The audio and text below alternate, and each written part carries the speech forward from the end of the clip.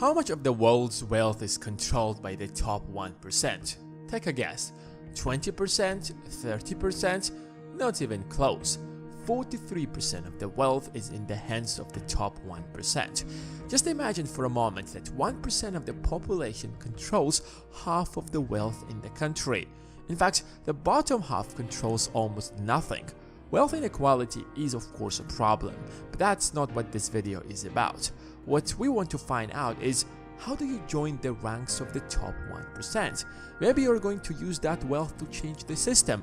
Maybe the system needs someone honest, loyal, and pious like you to finally make money and change everything for good. Most people take the traditional way of building wealth. They improve their skills, work harder, discipline themselves to make sure to get a raise. However, the unavoidable truth is that no one gets rich by working for money. I know that it sounds controversial because we've always been taught that time is money, but the reality is that there is a limit to how much wealth you can create if you trade your time for money. The average hourly earnings of all employees in the United States is a little over $11. But let's say you are above the average with a college degree plus some experience. So you're paid $50 per hour, assuming you work 10 hours a day 5 times a week. That's $130,000 a year. Not bad, but after we deduct your basic expenses such as taxes, shelter, food and transport, you're probably going to be left with a much smaller amount. But let's be optimistic. Let's say you are going to work harder and become the best lawyer in New York City, charging $300 an hour. If you can charge $300 per hour, you are a big deal. Not many people can charge that much, but even with that kind of hourly rate, you're going to make around $780,000 a year pre-taxes and pre-expenses. That's a lot of money. It can provide you with a pretty luxurious life no matter where you are, even in New York City. But that's not even $1 million.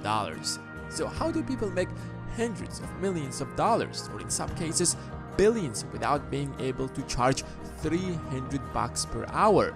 Take Buffett for example. In 2018, Warren Buffett earned $3.8 billion in dividends. Don't get me wrong, he did not sell his shares, but rather the companies he has invested in paid him that much money. And that's what passive income is. It's when you buy or build an asset that earns money without your interference. Of course, a certain level of management is required, but in general, your money works to make more money. There are a lot of misconceptions when it comes to passive income, and it's heavily overused on the internet, but if you learn to do it right, it can do wonders.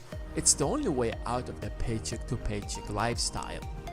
What I want to point out is, it's not easy. It is going to take you a lot of time and effort to build your first source of income.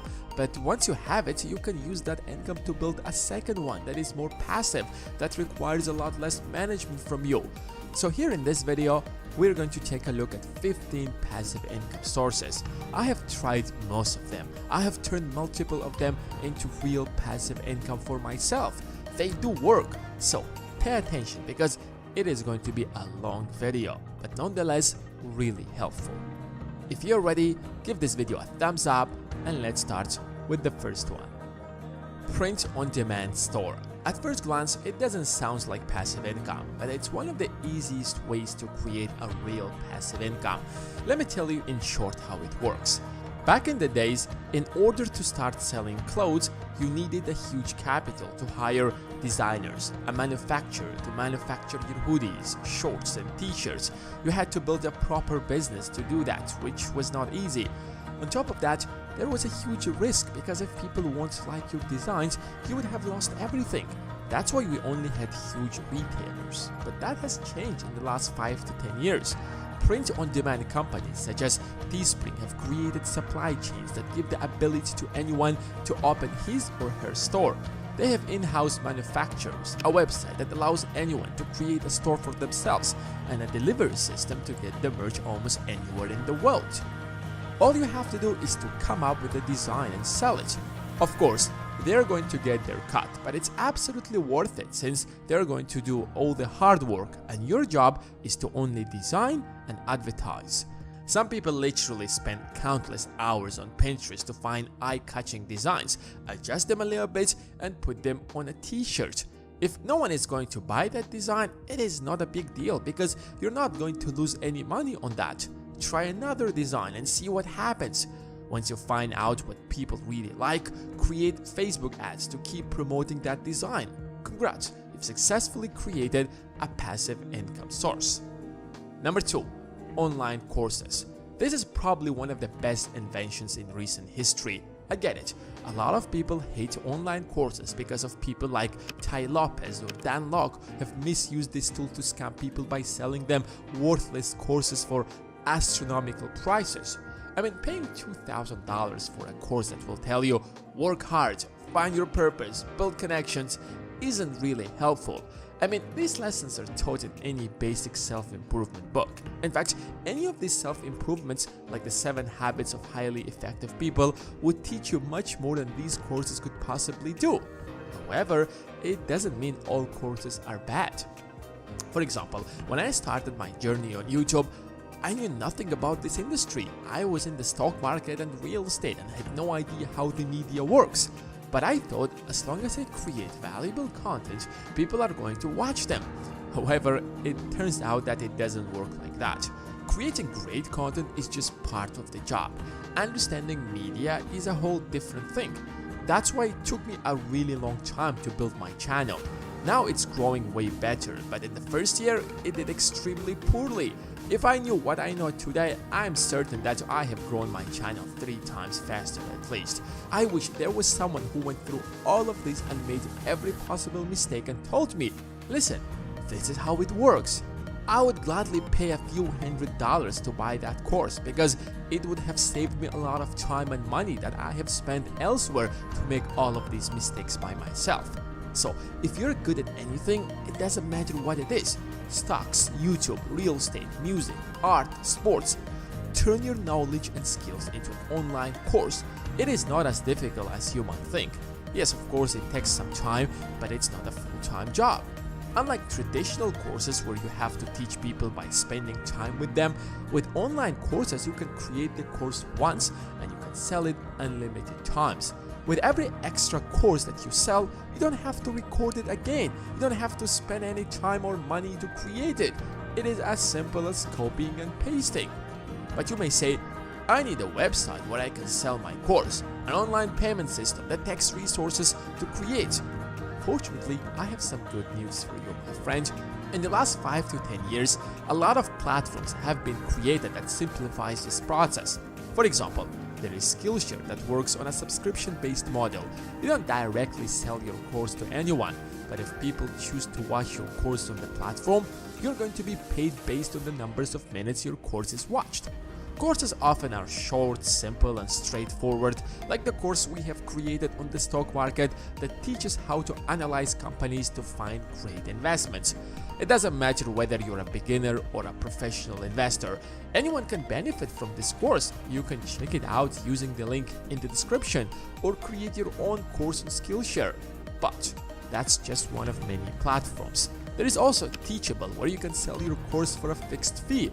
The platform will provide you with everything, starting from the tools you need to build your front page to a payment system to a place where your students can watch your course. Number 3. Put ads on your car. It sounds like a joke, but there is actually a way to make money by putting ads on your car.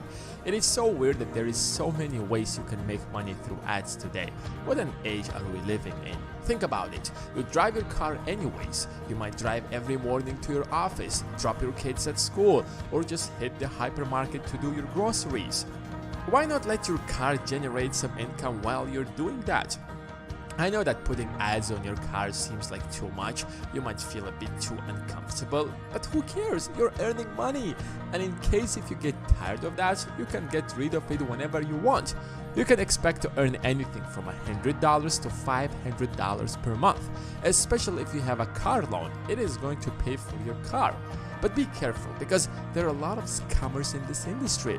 It is going to take you some time to find a proper company that is willing to put ads on your car, but then you can forget about it while you will get a few $100s every single month for just driving your car. Number 4. Stocks. When you think of stocks, you don't necessarily think of passive income. Yes, you can make money by investing in the stock market, but that's usually by investing in companies that often grow over time for one reason or another.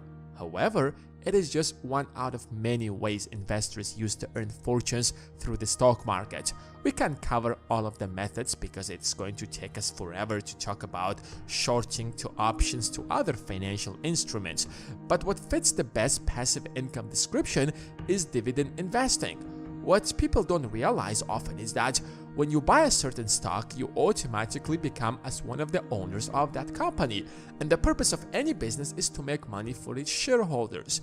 When you open a local grocery store on the corner of the street, you don't do that to please the neighborhood. You do it because there is an opportunity to make money, selling groceries to people who live in that area. One of the ways to spend that money you earn out of that business is to invest it back into the business to expand and maximize your income. It could be by expanding your existing store or opening a second store in the neighboring street. But eventually, the goal is to be able to spend that money on yourself. When you buy stocks, that's the perspective you have to keep in mind. You're not randomly buying gambling tickets, but ownership in real companies or selling real products or services. And once they earn a profit, they're obligated to share that profit with you even if you hold a single stock. That is known as a dividend. When you research any stock, you will often come across a dividend ratio. That's how much dividends the company pays in relation to its stock price. The higher, the better. It's often a few percent. Tech companies pay a small dividend or zero in some cases because they prefer to invest that back into the company since the competition between tech companies is really tough. However, traditional companies that are more established do consistently pay dividends to their shareholders, such as Coca-Cola, Johnson & Johnson, or Apple. These companies already have a proven business model. They're sitting on a pile of cash and don't necessarily have to invest that money back into the company since any additional investment would not make any real profit. Dividend investing is probably one of the best forms of passive income since you really don't do anything. In fact, you don't even have to look for these companies. There is a list of companies that are known as the king of dividends. The link to these companies will be in the description. Number 5. Crypto lending. When you think about lending money, you imagine banks that take money from people who have extra money and lend it to the people who need it.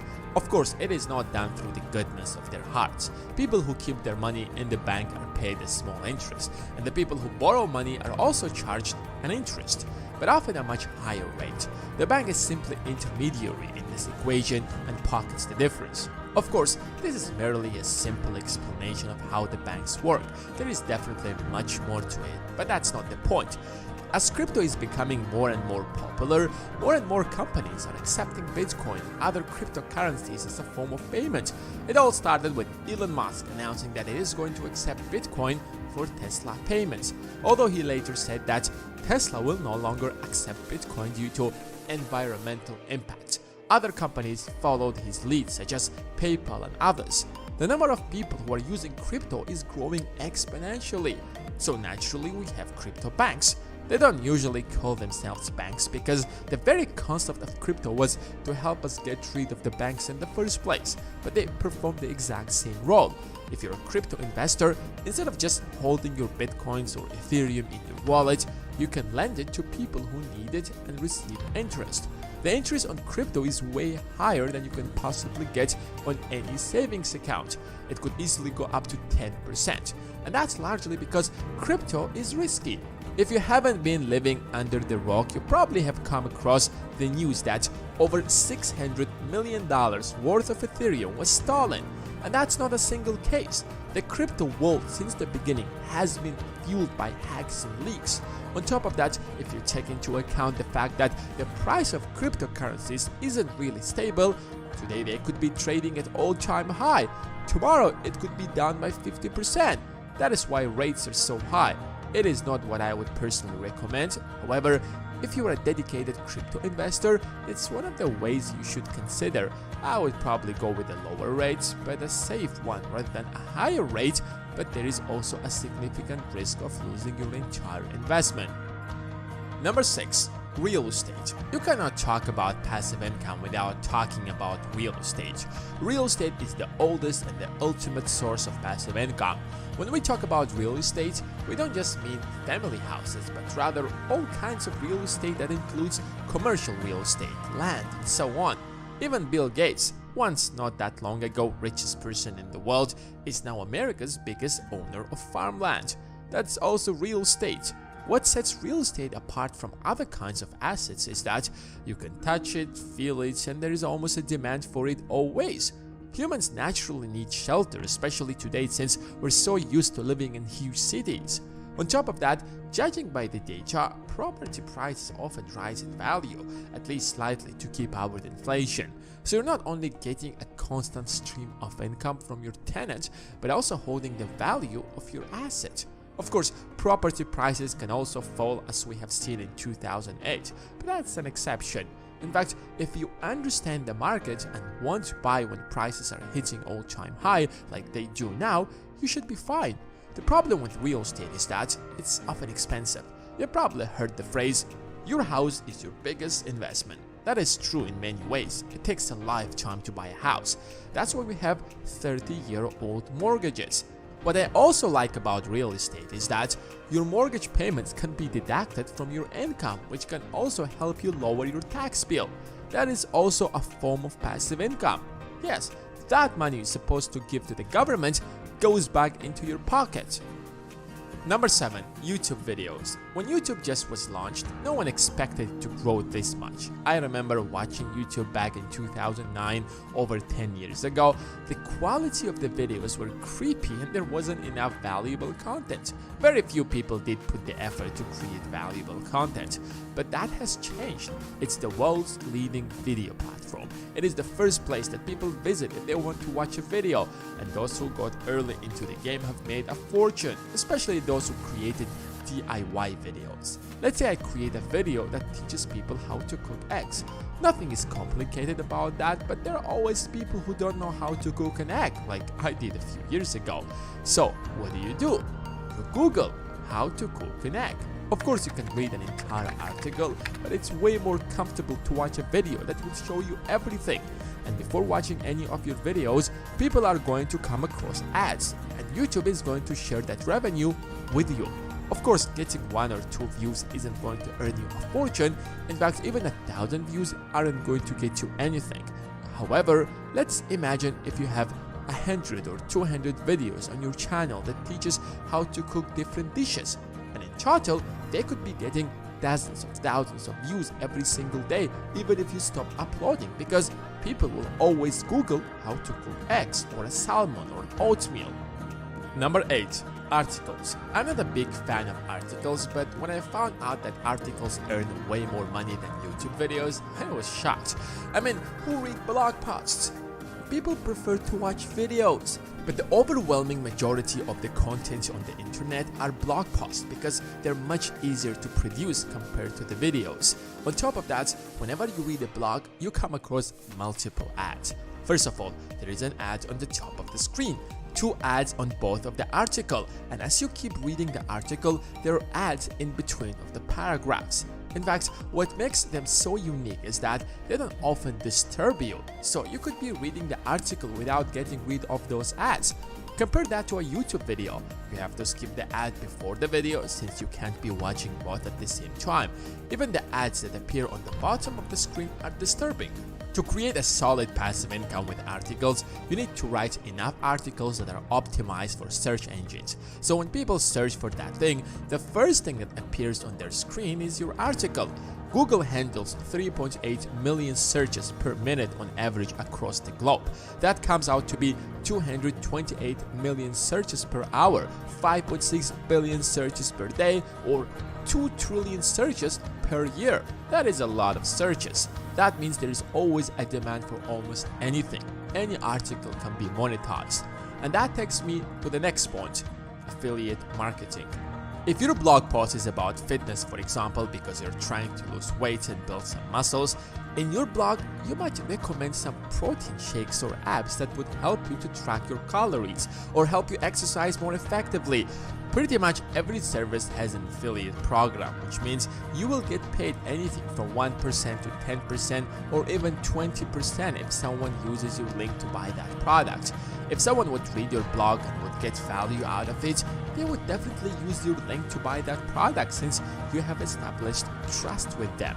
Every time I talk about books, for example, I make sure to put an affiliate link in the description. So those of you who are interested in buying that book, you can do that using my link and we get a small commission that will help us grow the channel. You're not going to overpay. That company, or in this case Amazon, would share with us a tiny percentage out of that sale for driving the traffic to their store. Of course, with 1 or 2 links you aren't going to go far. But imagine if you have dozens of articles and dozens of links. You might drive hundreds, if not thousands of people, and that small commission will turn into a decent amount of money over a month. Number 10. Vending machines. When we talk about passive income, we never mention vending machines because they don't sound as exciting as real estate, for example.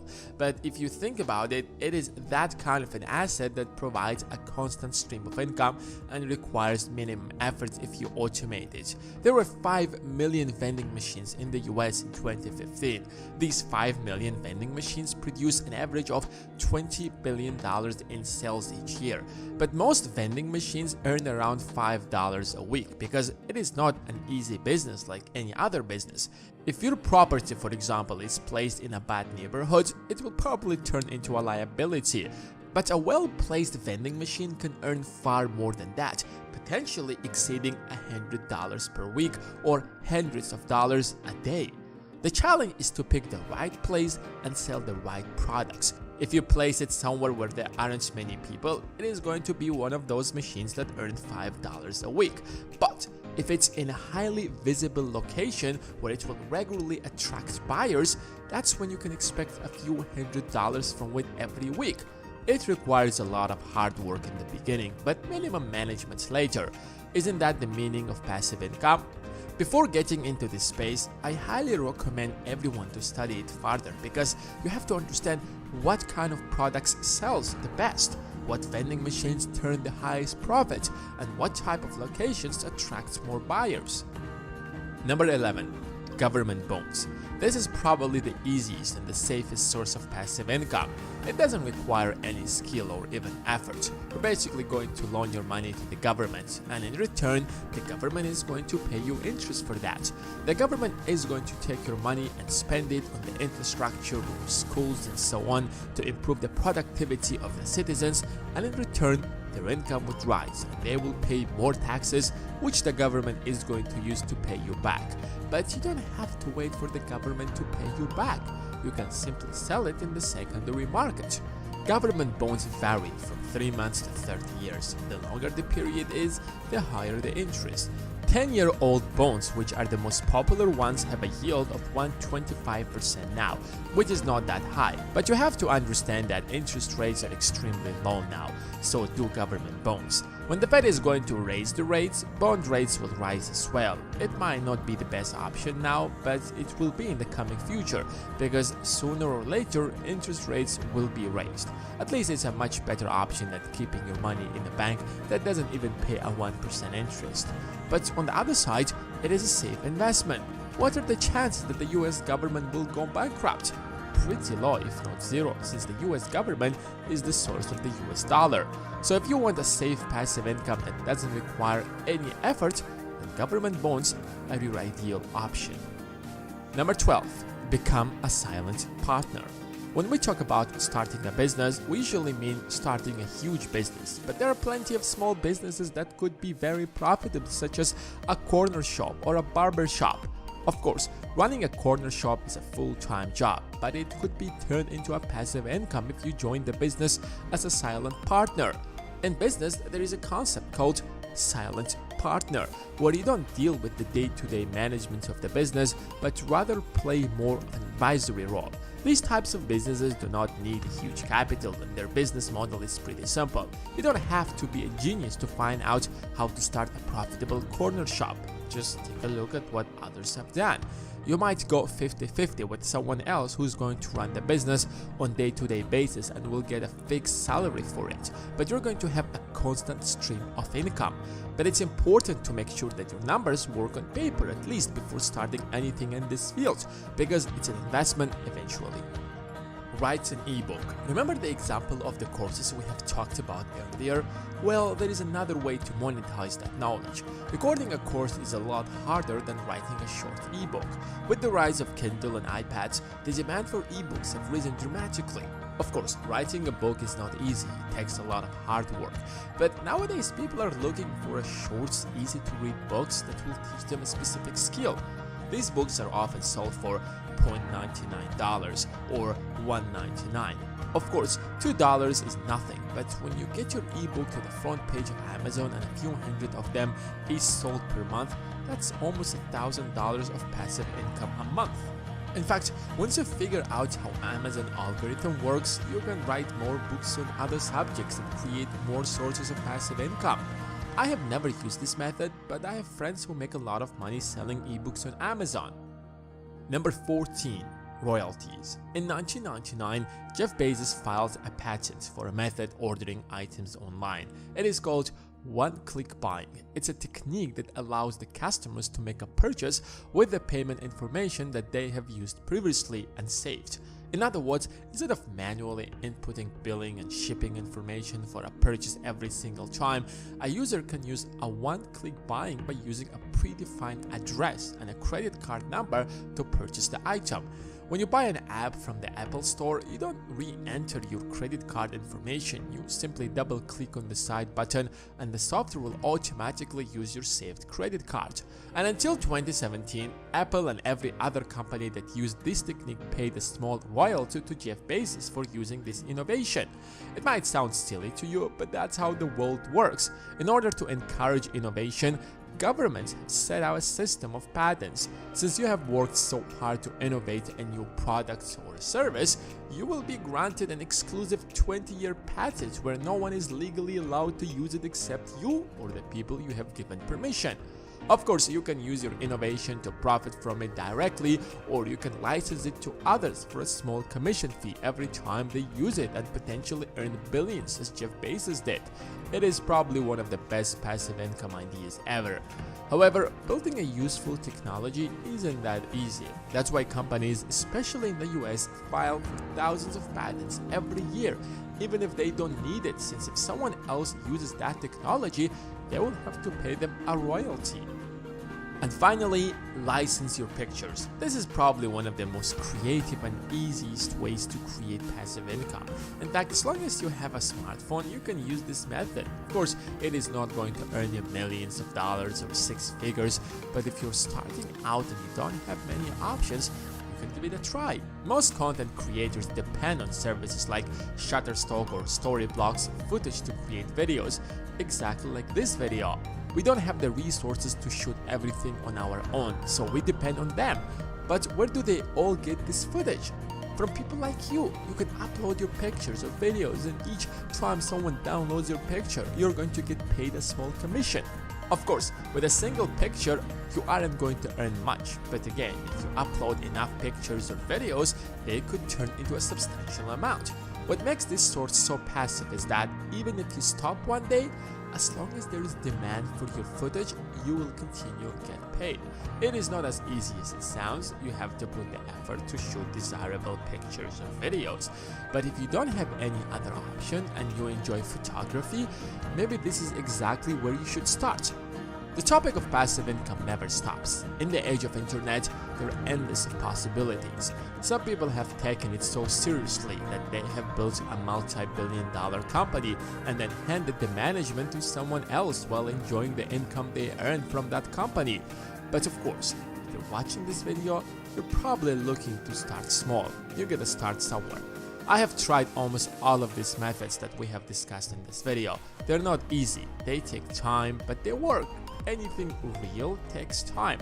The idea of creating passive income overnight is a fantasy that get-rich-quick schemes want to sell you. So manage your expectations and be real. Don't try them all at once. Focus only on one of them. Once you master it, then you can move to create your second source of income, and so on. If you have enjoyed this video, you will most definitely enjoy this custom playlist that I have created specifically for you that has our most popular videos in business, investing, and the stock market that could potentially change your life. And now, give this video a thumbs up that it deserves, and make sure to subscribe if you haven't done that yet. Thanks for watching, and until next time.